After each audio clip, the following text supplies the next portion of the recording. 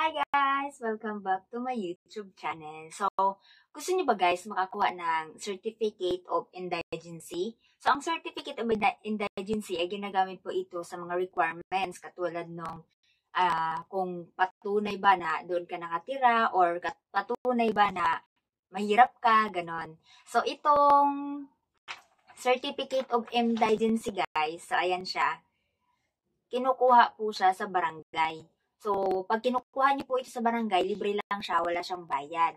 Tapos, kailangan ito kapag meron kayong mga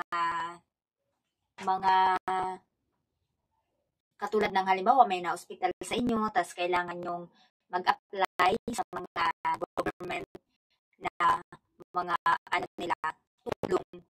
So, kailangan po yung kuha ng Certificate of Indigency.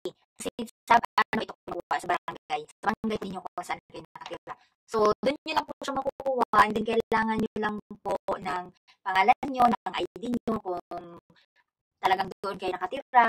Katulad ko, ang kinuha lang sa akin ay ID and then kung tinanong ako kung para saan, sinagot ko na para sa scholarship. So, nakalagay dito, ayan siya. This is certified that the subjects need scholarship assistance. So, ganun. Kasi, syempre, kailangan natin ng assistance. So, mahirap tayo, kaya kailangan natin kumuha ng Certificate of Indigency. So, sa barangay lang siya kinukuha, guys. Kapag meron kayong question, pwede naman kayo makipag-coordinate sa barangay.